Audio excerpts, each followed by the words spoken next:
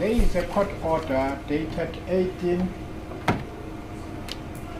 September 2024. Just to put it on record, Your Worship, it's an interim order. Yes. File 14-1-4-282/2024. Magistrate Court, Judiciary, Republic of South Africa. Name of children.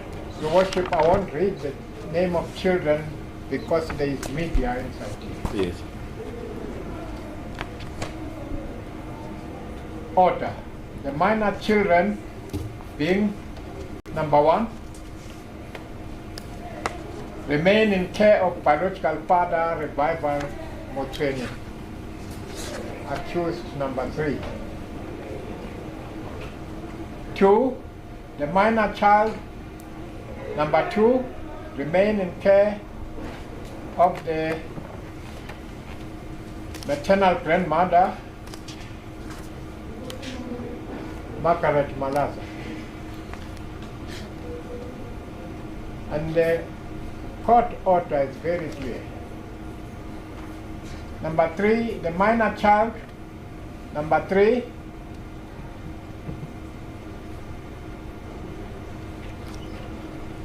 number 2, to have contact with her siblings and the social worker, Ms. Sibia, to facilitate such contact.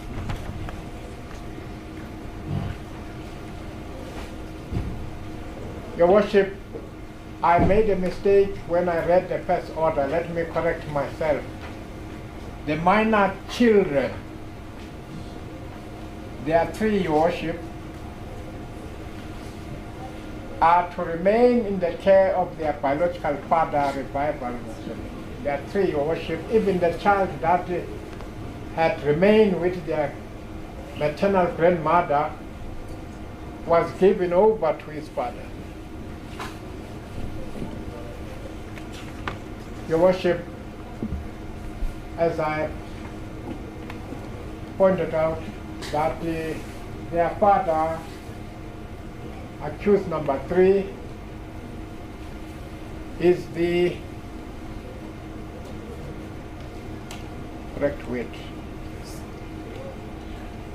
is the responsible parent with all the rights provided by the law, specifically Section 21 of the Children's Act. The grandfather automatically has those rights to those children. In fact, this country's court have ruled that if the children, the father of the children cannot maintain the children, their paternal grandparent tend to be responsible for that. So my apologies, sir. I don't mean to cut you off, but I am of the view that the submissions are no longer addressing the issue before me. They are now addressing other issues. So the fact is, the state is alleging that there were bail conditions put in place by the court indicating that applicant number 1, which is accused number 1 in this instance, must not in any way, using media or any other form, mention any of the witnesses. But upon reading the record on the 12th of September, it states in simple terms, you accused number 1, it says here, accused number 1, you are to have no contact with the state witnesses in this matter. You are prohibited from entering the said primary school where the incident transpired, you are warned to appear in court. It doesn't say anything about social media. It doesn't say anything about contract. I just want us to limit ourselves to the application they are making for additional measures to be put in place to try and protect the victim in question. But at the back of my mind, the question is, if, for instance, I make an order that says he must not mention her in any podcast, how is it relative to the safety in question? Because what is done is currently done. She is fearing for her life, according to her, even though there is no formal evidence placed before me. It's just submissions. If I were to make such a condition, are you of the opinion that it would assist or not? Your Worship, that's completely unfair to the first accused. Yes. Your Worship, I have already drawn your attention that as the state was alleging that he has a parental right, and correctly, Your Worship, you asked, how do they get those parental rights? Now, I have already demonstrated, Your Worship, that there is no such right. Your Worship, when it comes to the issue, anybody can allege anything. There is no threat, there is nothing that is bail condition that has been contravened by the accused.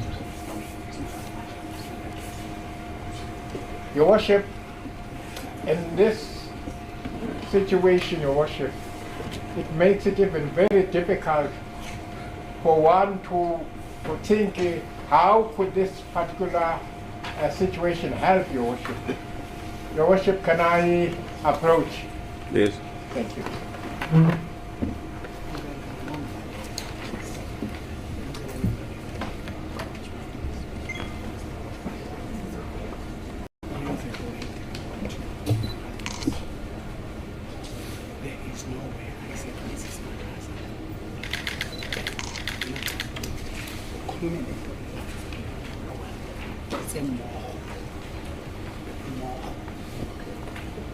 And actually, I spoke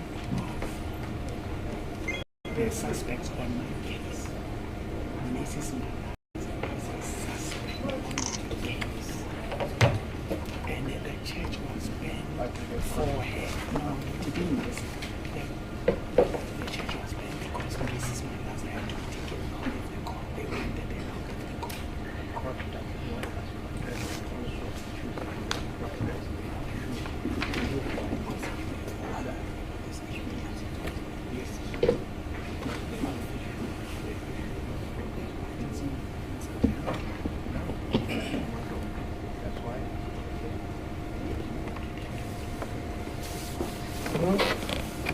Thank you, Your Worship. Yes. The Worship, the state has not really put a situation where it can show that the accused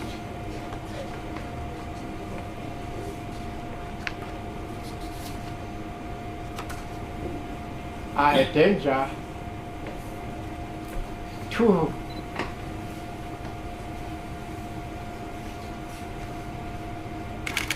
the complainant, Ms. Malaza.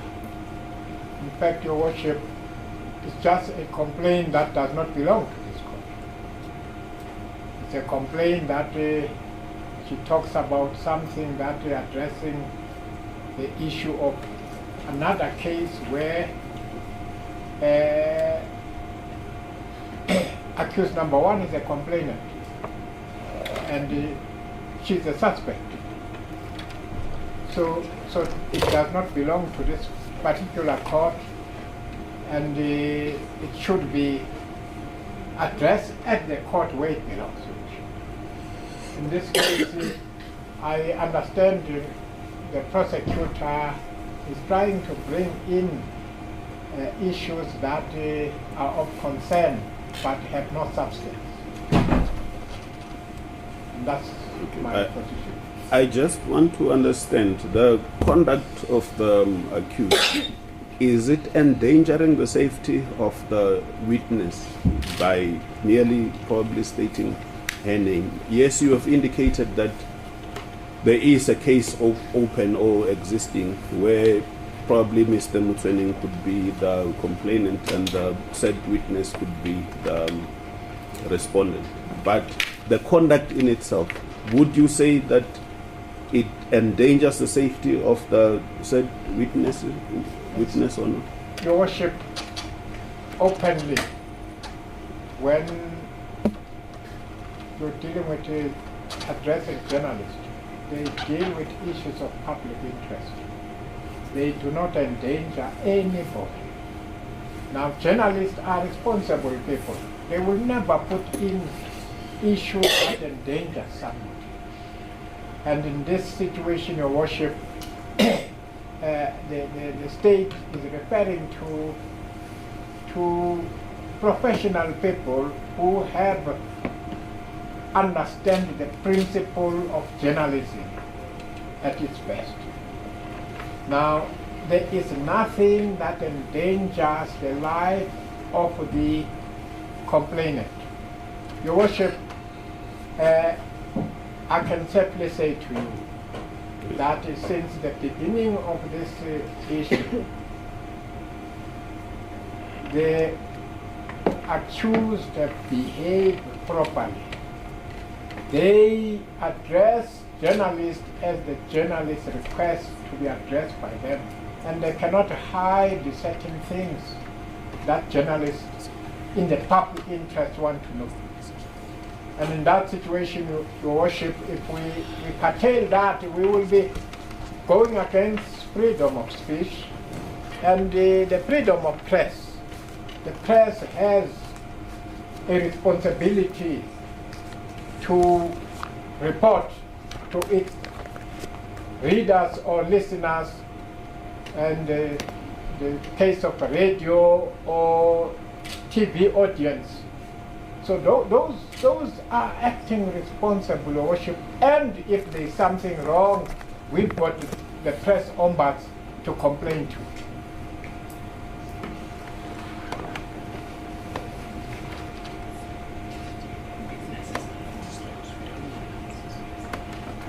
Your Worship, it has been brought to my attention that the accused is even surprised that he ever mentioned Malaza. Yes, he may have talked about Moho, which it may mean to the same person, but the issue of Malaza, Your Worship, the accused is surprised that he has ever mentioned that. So in other words, the identity of the said person was not described. It can only be an inference that is drawn that when a particular name is mentioned, it therefore relates to the said person. Yes. Your Worship, this whole dispute, as we stand here, it is a dispute between family members. I don't mean to also stop you at this stage, but I feel like you are now venturing into a direction that will not necessarily assist us. As the court places. That's the situation, Your Worship, before you. There is no threat to the complainant. And the only issue is that they want to extend the bail conditions. And Your Worship, they have to give a very good ground for that extension. As for now, there is none, Your Worship. Thank you. Thank you, Miss. From the state, any submission after what they had indicated? They indicated that Mr. Motsoeneng is a complainant in a matter that relates to the burning of the church. Is he prohibited as a complainant to can discuss matters relating to that particular case, since that case is not before me? Your Worship, State Your Worship here is talking about a witness, Your Worship. This Yes. Ms. Malaza, Your Worship, has indicated is a witness, Your Worship. Okay. And if one, Your Worship, looks at section 64C, Your Worship, where Yes. it stated that I will not attempt to influence, intimidate witnesses, nor Yes. will I conceal or destroy evidence. Your Worship, she is indicated, Your Worship, after consultation, that she feels threatened, Your Worship, because of what she has had, Your Worship, and based on that section, Your Worship, 16.4c, Your Worship, which makes part of his application when he made before court, Your Worship, to be Yes. admitted to bail, she feels threatened, as she had informed me, Your Worship, that she's mentioned. So the application is made on the basis of section 60, subsection 4, paragraph C. Yes, and at this stage, Your Worship, the court really was not even applying that the bail be cancelled, Your Worship. Yes. It was merely asking this court that he refrain Okay. from mentioning, Okay. because mentioning of her name makes her feel Okay. threatened, Your Worship. According to the information that you have, she was mentioned specifically as Maggie Margaret Malaza. Or what is the situation? Because I don't have the information at my disposal. Do you have an affidavit from I her? have an affidavit, Okay. permission to read it into the record, Your Worship. Yes. Court cases. Katlehong case number 76/08 of 2024. Motsoeneng Margaret Malaza, state under oath in English. I'm an adult African female with ID number 680201063783, residing at it's her No, address, Your Worship. you don't have to mention the The address. address You and can the keep cellular the phone. addresses. Thank you, Your Worship. I am a witness on Katlehong case number 76/08 of 2024. The accused on the matter is Paseka Motsoeneng, Pastor Mboro. The above mentioned accused was released on bail on the 12th of September 2024. The accused was given the following bail conditions by the court. 4.1. You have no contact, direct or indirect. You don't send, you don't Twitter, you don't DM, you don't contact witnesses from this case from count 1 up until count 12. You are prohibited from entering the school you are prohibited from entering at the school, the primary school where the incident transpired.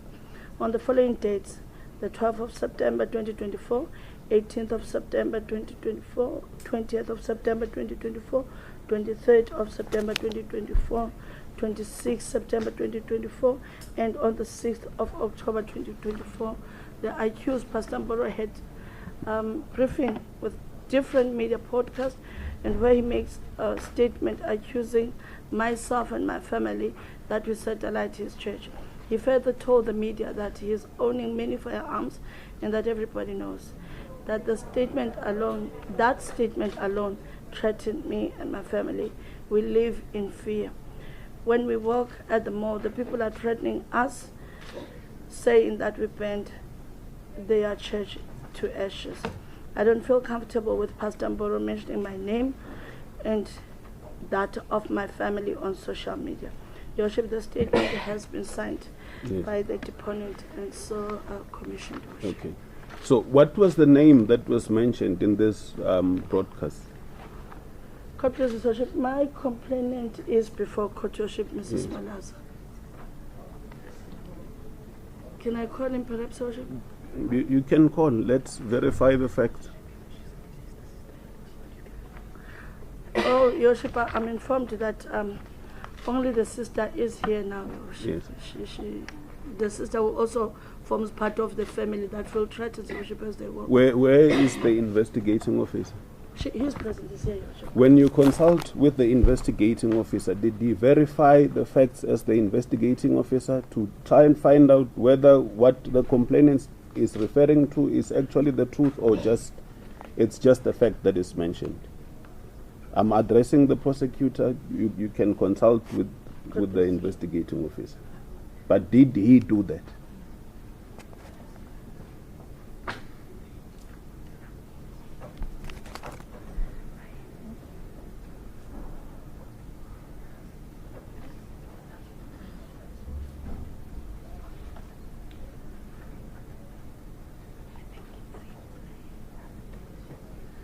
Mrs. Worship, seeing that it's a tea break, Yes.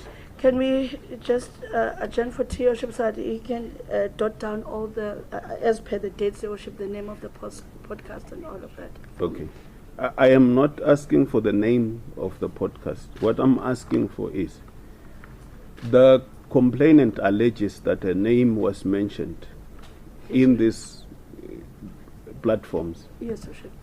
What name exactly was mentioned in any of the podcasts? And did the investigating officer verify those facts himself to satisfy himself? Yes.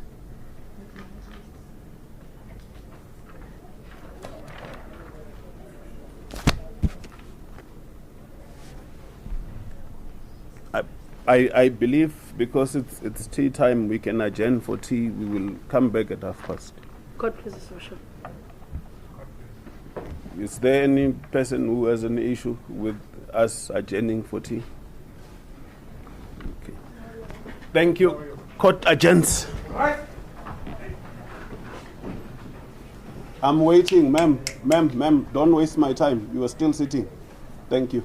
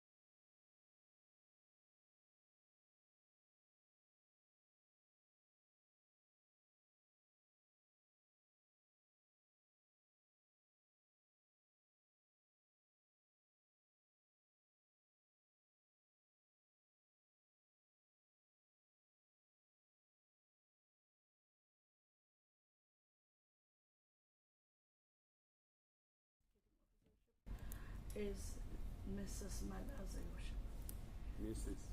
Mrs. Mrs. Malaza, Your Worship. No name like that made a reference to Margaret Masio. It was just the surname, Your Worship, the Malaza. So the inference to be drawn is that automatically when a name Mrs. Malaza is mentioned, she's the only person that could be Miss Malaza, and it's referring to her. Yes, Your Worship, and the witness in this case, Your Worship. And secondly, Your Worship, the court asked about the clips, Your Worship. According to the investigating officer, Your Worship, he was shown the clips on the cellular phone. Yes. Of the complainant, Your Worship, some of TikTok clips and YouTube clips, Your Worship, but it's different, and she does have on her cellular phone, Your Worship. So the clips confirms the incidents as detailed by the Yes, Your Worship. witness. Yes, Your Worship. Court cases. I don't think there might. Is there any other thing from the defense? Any other submissions? If there are no submissions, it would still be fine and proper. None. None, Your Worship. With regards to the application that is brought before me, the prosecutor informed the court that the application is brought in terms of Section 60, subsection 4, paragraph C.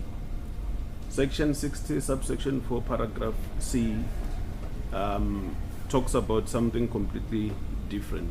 And Section 60, subsection 4, paragraph C would have to be read together with subsection 8. And in this instance, any amendment to bail applications or the conditions thereof must be done in terms of Section 63, subsection 1, which says that the application can be brought either by the state or by the prosecution. It could either relate to the reduction of the bail amount, or it could also relate to the conditions of bail. At this particular stage, the issue that the state is alleging is that by mere mentioning of a particular name on some of the platforms that the accused number 1 appeared on, it automatically makes her fear for her life, and that there are other people who had, since the incidents, approached her and threatened her. But in the mind of the court, it's logical to say that where allegations are made, whoever alleges a particular fact must be able to prove. Where those threats were made, are there cases that were opened against the particular perpetrators who were threatening the said witness? Does she even know the identity of the persons in question? This incident of her being approached by unknown persons, does the court have sufficient information to say this incident happened on this day, on this day, on this day, on this day? The only thing that the court was given at this stage was the dates of the alleged mentioning of the name, but the incidents where she was approached, I don't have any information. She is fearful to go to the mall based on what incident that happened, when, where, on what date, and who was the perpetrator on the date in question, and what are the reasonable steps taken to try and ensure that her safety is concerned. Can it then be an inference that could be reasonably be drawn by the court or any other person? And should an inference be drawn, is that an inference going to be the only inference that any other person in the capacity either of the court or any reasonable person drawing such inference, can they then safely say that where a name Miss Malaza or Mrs. Malaza is mentioned, it automatically refers to this particular witness? Is the said Mrs. Malaza the only Mrs. Malaza that has ever existed? And is it necessarily because she has to be associated with applicant number one because of this present case, or because of the case against her? According to the defense, the submissions are that the accused person is a complainant in a case relating to the burning of the church. The court would have understood it differently if it were to say that she feels threatened because he, on the podcast, discussed details of this particular matter or any of the issues that are related to this matter. As a result, therefore, she feels fearful or threatened. The mentioning of the firearms, is it a fact that became only known to her from the podcast, or is it an issue that existed prior?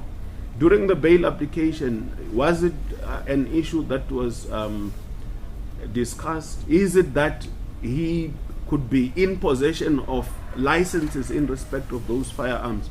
Those are some of the things that, when weighing up this particular issue, the court would have to look into in order to draw an inference. And as I have already indicated, there cannot exist more than one inference to be drawn on the basis of the set of facts. Only one inference must exist at the end of the day. If it pertains to Mrs. Malaza, could an inference be drawn that when the accused is speaking about Ms. Malaza on the podcast, automatically it relates to her? There could possibly be another Ms.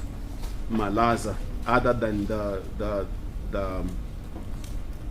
one that is mentioned. Unfortunately, at this particular stage, particularly on count number 2, I can't make out the surname.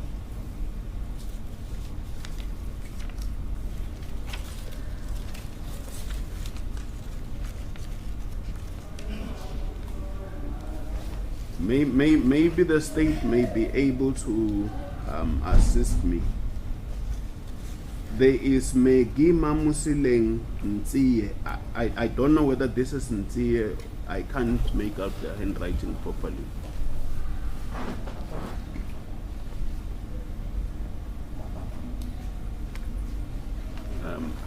Please assist on count 2.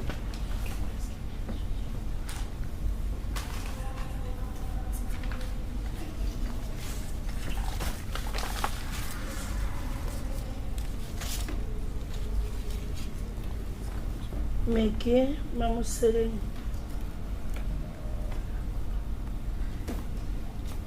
Webster. It's a Webster. No, the one underneath. Meki Motsoeneng Webster. There is Webster Okay. on top. There is another one on count 2. There is another Megi Motsoeneng, but the other, it cannot read Webster. The handwriting cannot be Webster.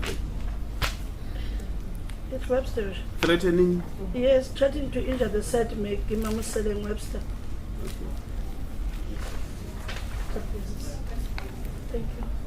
What is also not clear to the court at this instance is whether the said witness becomes Malaza by virtue of marriage or by virtue of her being born in the household of Malaza, which therefore culminates to the fact that it becomes difficult for one to can be able to safely draw an inference that will relate.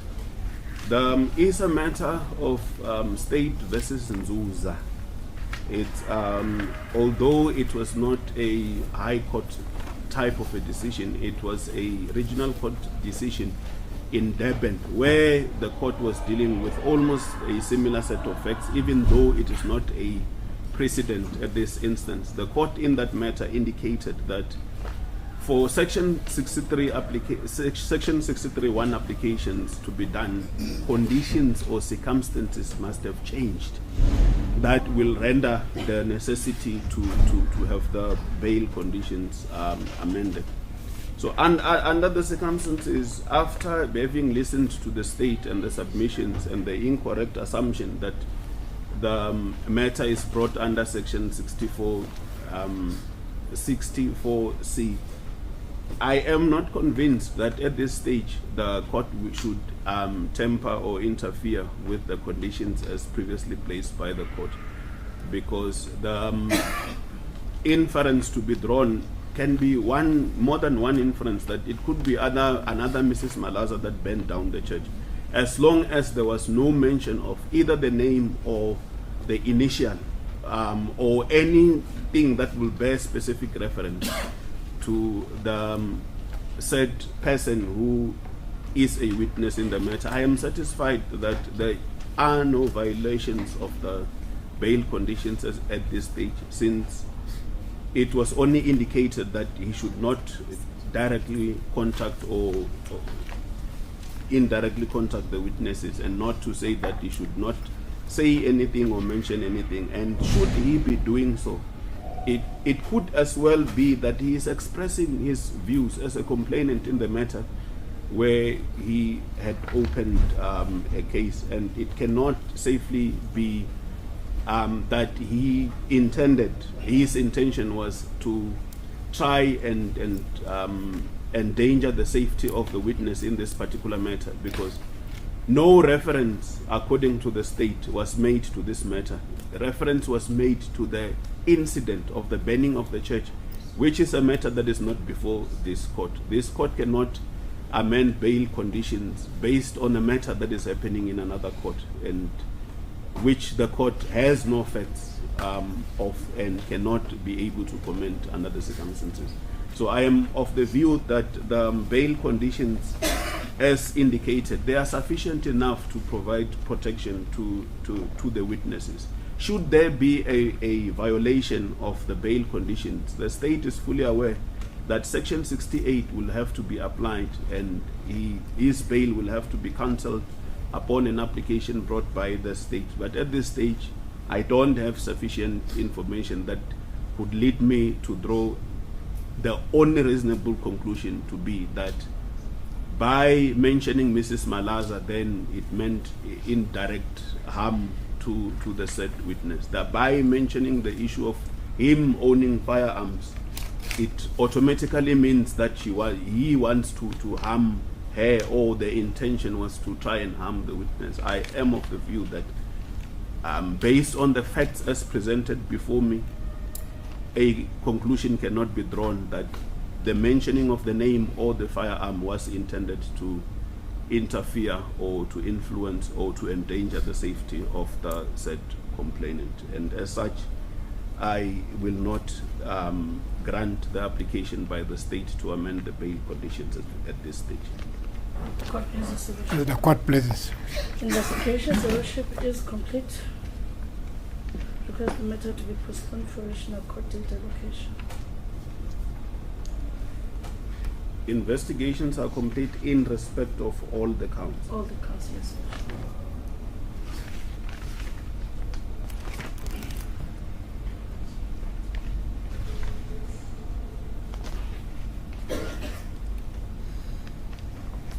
The proposed date for the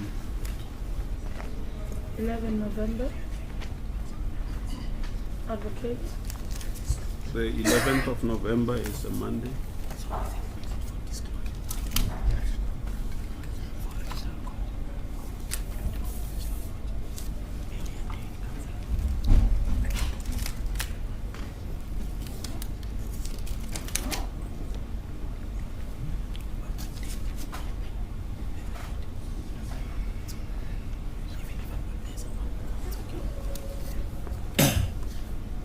it is okay with us, Your Worship.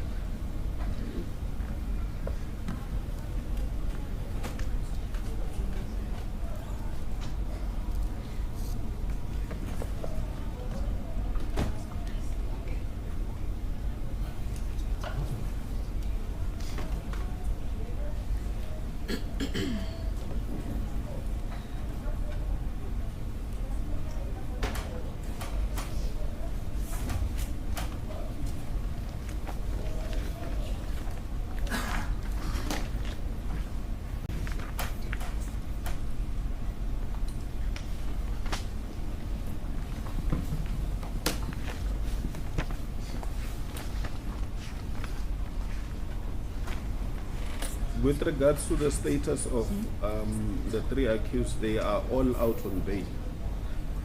Correct, Your Worship. No, accused 1 and 2 out on bail, accused 3 on warning, Your Worship. Could resist.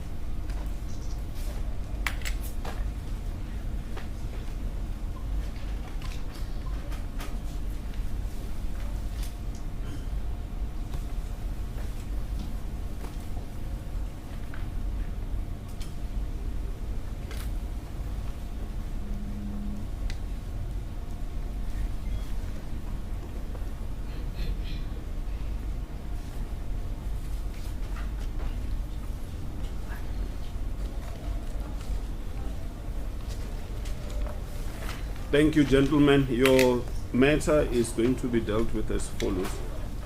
The matter is postponed to 11 November 2024 at 8:30 DC2 for regional court date.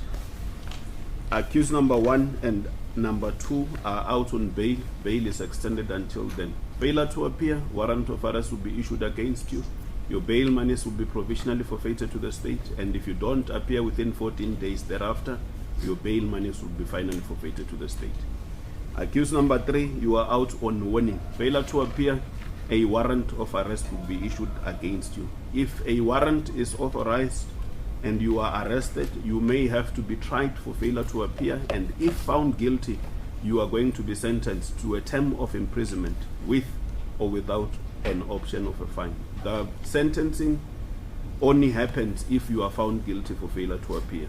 That is not to try and threaten you, it is to explain to you the possibilities of what is going to happen should you not appear at all in your matter. Do you understand, gentlemen? Thank you.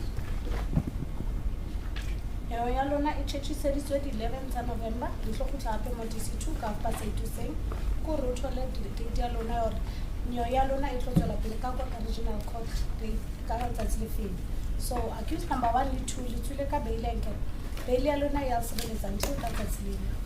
Ha sa tle ka tsatsi le o tlo tswa ngolo la go tshwara le tšhelete ya lona nka jwa ke news ya bail. Wena accused number 3 o tswile ka warning enke ka re ba o sope ka molao. Ha o sa tle ka tsatsi le o tlo tswa ngolo la go wena o tshwara, and ha o tshwara mo o tla ba le trial e nngwe tla tshwara go go bana o sa tla le go tle. And ha o ka thola la ba o thola una le molato o tlo patala fine. Understood? No, I didn't say he will pay a fine. I said he may be convicted and sentenced to a term of imprisonment with or without an option of a fine. Okay. How ka thola la re una molato ka hore o ska tla mo o ka tshwarwa hape o tshwarela hore ha wa tla mo lekgotleng. Wa utlwisisa? Understood, Joshua? Thank you. You can be excused. You may also be excused if that's the role. Thank you, Worship. Thank you.